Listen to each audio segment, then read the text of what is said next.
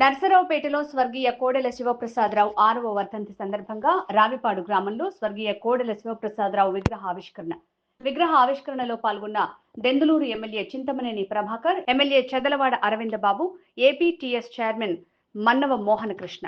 ఈ సందర్భంగా ఎమ్మెల్యే చింతమనేని ప్రభాకర్ మాట్లాడుతూ, రావిపాడు గ్రామంలో కోడెల విగ్రహ ఆవిష్కరణ ఒక పండుగ వాతావరణంలాగా ఉంది. కోడెల బ్రతికి ఉంటే మంచి పదవిలో ఉండేవాడు. కోడెల అంటే తెలుగుదేశం, తెలుగుదేశం అంటే కోడెల. కొంతమంది దుర్మార్గుల కుట్రల వల్ల కోడెల తనకు తానే ఆత్మహత్య చేసుకున్నాడు. కోడెల మరణానికి కారకులైన వారికి రాజకీయంగా పునర్జన్మ లేకుండా చేసిన పల్నాడు ప్రజల్ని నేను అభినందిస్తున్నాను. కోడెల మరణానికి కారకులైన వాళ్ళని కఠినంగా శిక్షించాలి. బ్రతికుంటే మరలా క్యాబినెట్లోనో లేదంటే మరొక్కసారి స్పీకర్ గానో మరి పనిచేసి ఉండేవాడు. ఎప్పటికీ కూడా కోడెల గారి యొక్క తెలుగుదేశం అంటే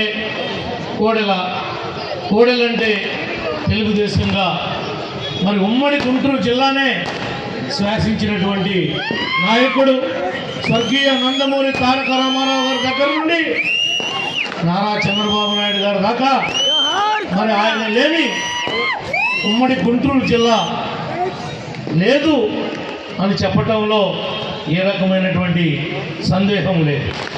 ఏదైనా కోడెలు ఉంటేనే చేయాలి, కోడెలు చెబితేనే చేయాలి. ఆయన ప్రత్యక్షంగా కానీ పరోక్షంగా కానీ ఈ యొక్క నర్సరావుపేటే కాదు, ఈ గుంటూరు జిల్లాలో ఉమ్మడి ఆంధ్రప్రదేశ్ రాష్ట్రంలో మరి ఆయనే చాటని చెప్పాలి. కొంతమంది దుర్మార్గుల యొక్క ఆలోచనల వల్ల, వాళ్ళ యొక్క కుట్రల వల్ల, కుయుక్తుల వల్ల తానుకి తానే ఒక్క గంట కూడా పోలీస్ స్టేషన్కి వెళ్ళకూడదు అనేటువంటి తీవ్రమైనటువంటి నిర్ణయం వల్ల ఈనాడు మన మధ్య లేకుండా పోయారు. దానికి కారణం మీకు తెలుసు.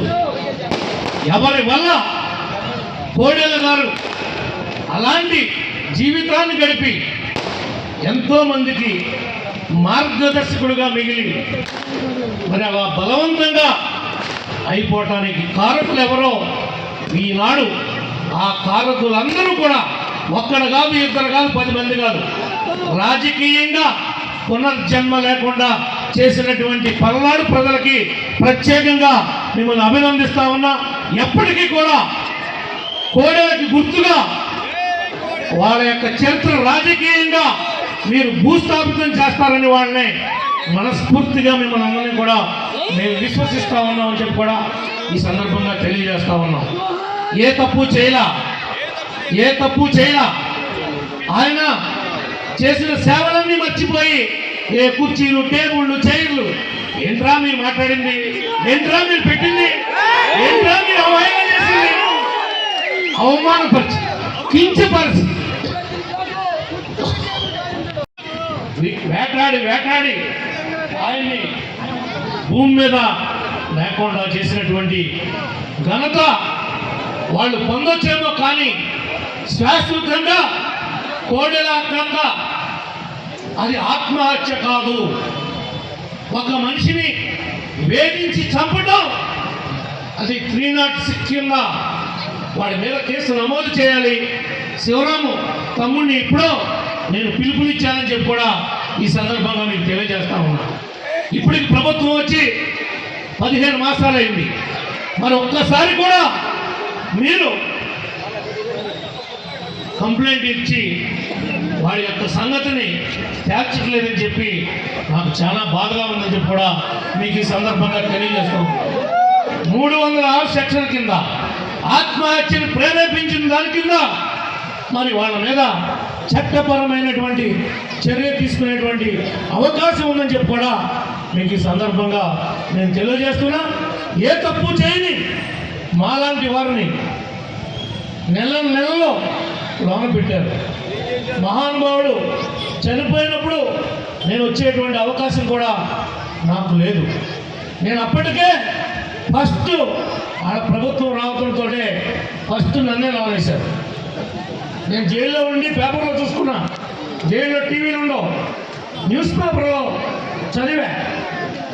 అయ్యో ఎలా జరిగిపోయిందిరా అని. ఏం చేస్తాం, ఎవరు చెప్పుకుంటారు కూడా, పక్కనే ఎవడు లేడు. మరి అలాంటి పరిస్థితుల్లో అప్పుడు ఉండిపోయాను నేను.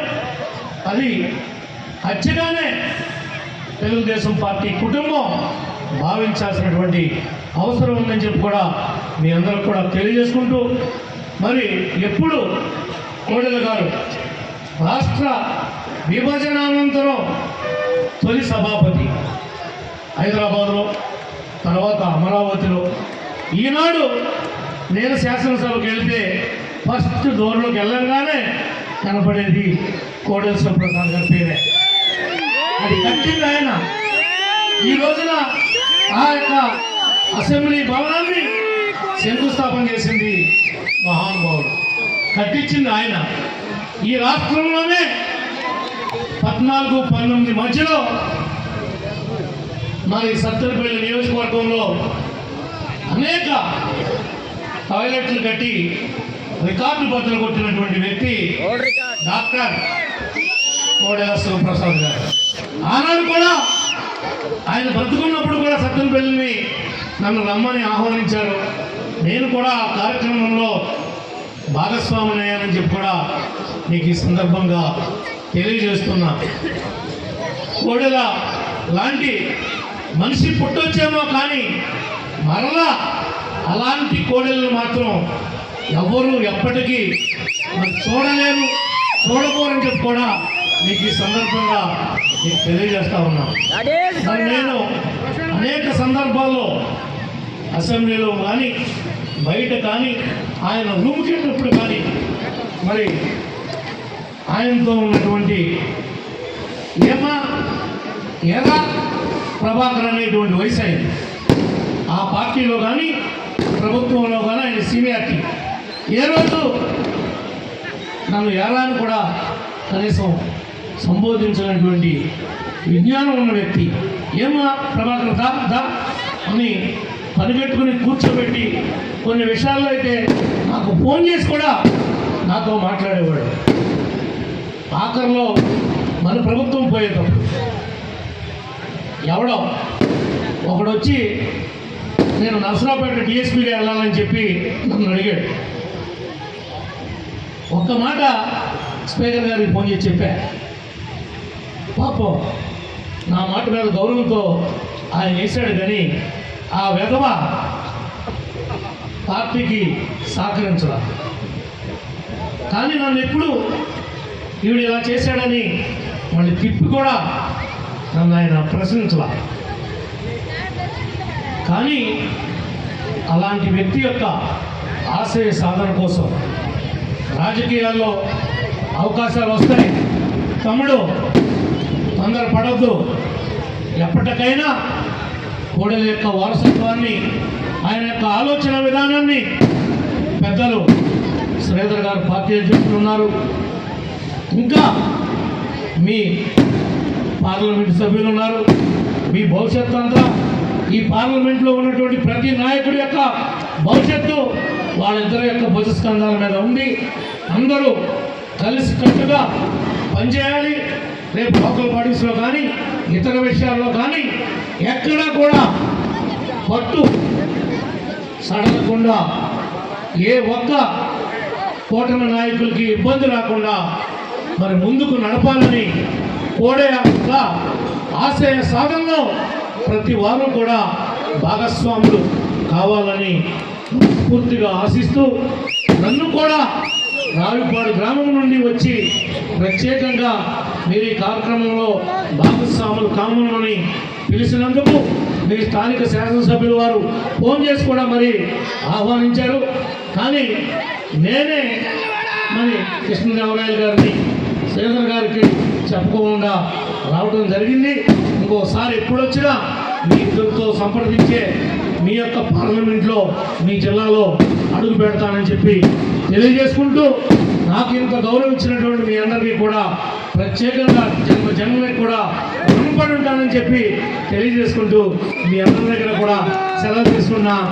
జోహార్ డాక్టర్ కోడెల, జోహార్ డాక్టర్ కోడెల, జోహార్ డాక్టర్ కోడెల. కోటగుంట్ల కోటేశ్వర గారిని వేదిక మీదకు ఆహ్వానిస్తా ఉన్నాం.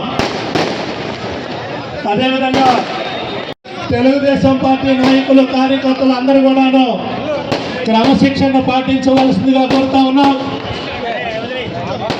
ఆహ్వానిస్తున్నాం.